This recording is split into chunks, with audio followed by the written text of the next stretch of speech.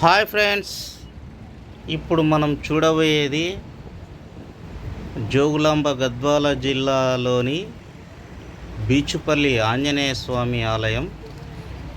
ఇది కృష్ణానది హైదరాబాద్ టు కర్నూలు రోడ్లో ఉండే కృష్ణా బ్రిడ్జి పక్కనే బీచుపల్లి వద్ద ఈ ఆలయం నిర్మించబడింది.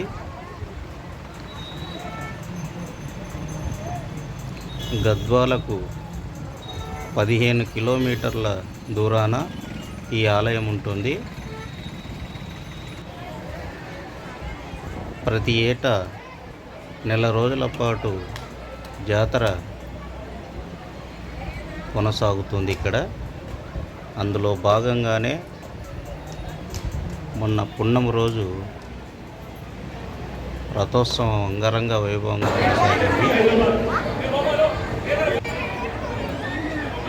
మే 25 శనివారం నాడు ఆలయాన్ని తిలకిద్దామని ఫ్యామిలీతో వెళ్ళాను. ఆలయంలో భక్తుల కిటకిటతో రద్దీగా కనపడింది. ఇదిగో జనసందోహం, భక్త జనసందోహం మధ్య ఆలయం ఎంత ముస్తాబుగా కనపడుతుంది.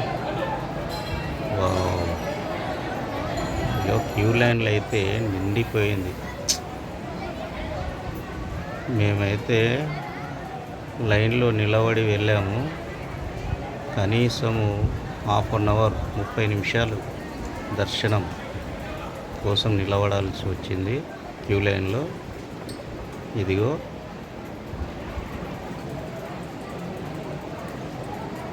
ఇట్లా 4-5 వరుసలు ఉంటుంది లైన్స్. ఇదిగో ఈమె కూడా ఏదో వీడియో తీయడానికి చూస్తుంది, మన సరిత. ఇవన్నీ ఇక్కడ భక్తులు నైవేద్యం సమర్పించడానికి, మొక్కుబడులు చెల్లించడానికి వచ్చే భక్తుల కోసము ఆలయంలో రూమ్లు కూడా సపరేట్గా ఉంటాయి.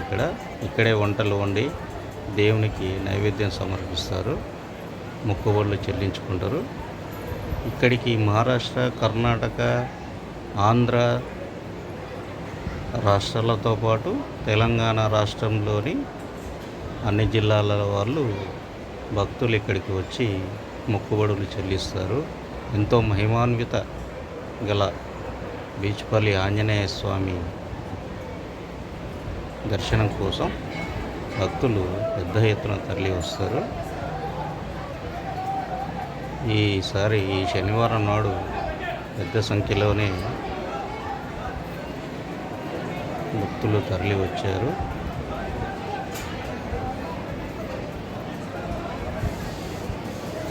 ఇది ఆలయం లోపలి భాగం. ఆంజనేయ స్వామి మూల విరాట్, పూజారులు.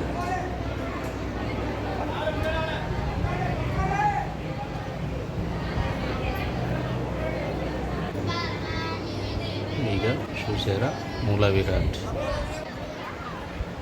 ఇక్కడ దర్శనం అయిన తర్వాత సేద తీరడానికి, కొద్దిసేపు విశ్రాంతి తీసుకోవడానికి ఇక్కడ కొద్దిసేపు ఇక్కడ కూర్చుంటారు.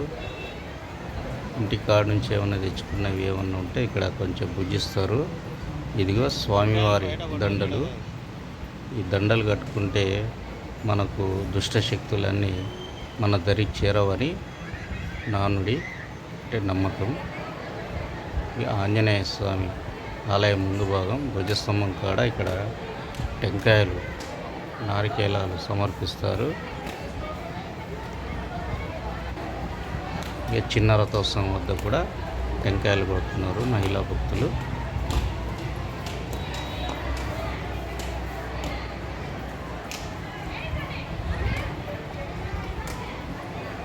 ఇక్కడ మళ్ళీగా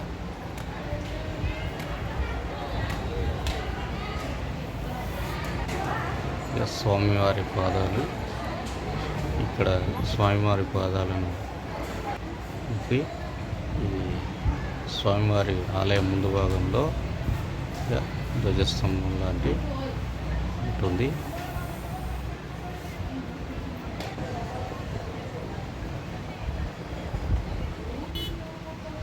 ఇదిగో ఆలయం బయటి భాగం. టెంకాయలు, వివిధ ఇదిగో చిలక పంచాంగాలు, జాతకాలు చెప్పించుకుంటూ భక్తులు తమ నమ్మకాన్ని ఇక దేవుడి నైవేద్యం కోసం కుండలు ఇక్కడే అమ్ముతారు. ఆలయం వెలుపల అంటే లోపలి భాగంలోనే ఉంటున్నాయి ఇవి. ఇక్కడే ఈ కుండలు కొని నైవేద్యాలకు వంటలు వండుతారు. ఇదిగో పిల్లలు ఆడుకోవడానికి కూడా పరికరాలను ఏర్పాటు చేశారు. ఇక దూకుడు, పిల్లలు దూకుడు కోసం ఇక్కడ జారుడు పరికరం.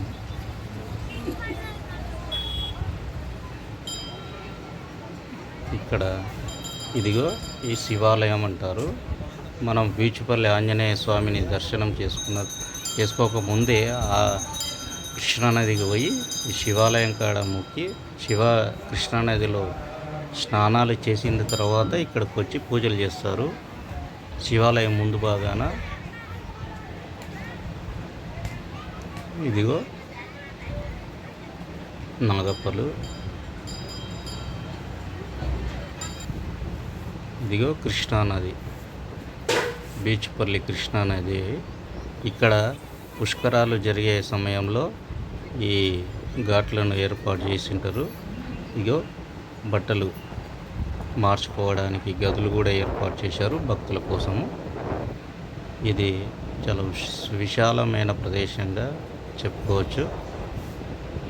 ఎండాకాలం కాబట్టి మలమలమాడే సూర్యుడు భక్తులను ఇబ్బంది కలిగించుండు.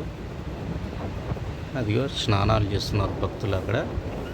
అదిగో హైదరాబాద్ టు కర్నూలు పోయే బ్రిడ్జి అది.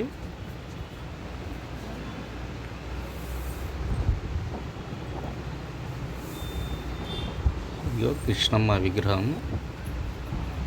ఇక్కడ కృష్ణమ్మ విగ్రహం కింద కూడా నీడకు భక్తులు ఇక్కడ వంటలు వండుకొని నైవేద్యాలు సమర్పించడానికి ఇక్కడే వంటలు వండుకొని ఇక్కడే భుజిస్తారు. చల్లటి ప్రదేశంగా ఎంచుకున్నారు వాళ్ళు. ఇక కృష్ణవేణి విగ్రహం, కృష్ణమ్మది.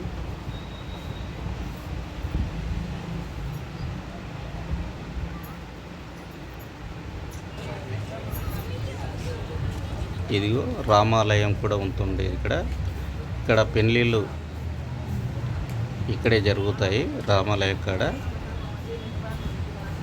బీచ్పల్లిలో మొక్కుబడులు ఉన్న వాళ్ళు ఇక్కడ పెళ్ళిళ్ళు జరిపించుకుంటారు. ఇక్కడే కళ్యాణ మండపం కూడా ఉంటుంది. ఇక సరస్వతీదేవి,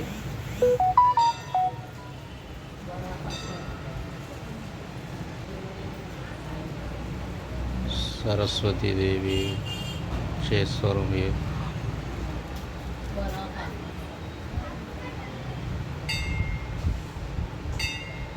వరాహస్వామి,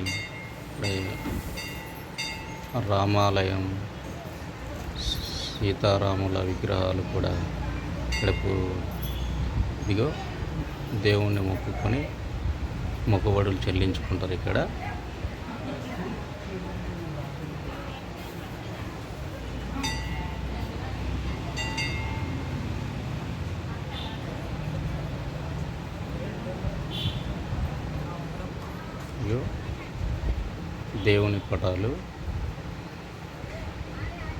దేవుని పటాలతో పాటు ఇక్కడ అన్ని రకాల కుంకుమ, ఇతరత్ర పిల్లలు ఆడుకునే వస్తువులు, ఇదిగో తినుబండారాలు, జిలేబీ, కార, బాదుషా, అన్ని రకాల పిండి వంటకాలు ఉంటాయి ఇక్కడ. ఇవన్నీ కట్టుకొని ఇంటికి తీసుకొని వెళ్తారు. చాలా దుకాణాలు వెలుస్తాయి ఇక్కడనే భక్తులు కొనుగోలు చేస్తారు. ఇదిగో గాజు లంగాళ్ళు, పిల్లలు ఆడుకునే వస్తువులు, ఇంటి సామాగ్రి కూడా ఇక్కడే కొందరు భక్తులు కొనుగోలు చేసి ఇంటికి తీసుకువెళ్తారు. ఇక గాజుల దుకాణాలు, గాజులు గల్లుమన్నవే పిల్ల అన్నట్లు చాలా రకాలుగా ఉంటాయి గాజులు ఇక్కడ చూడముచ్చటగా.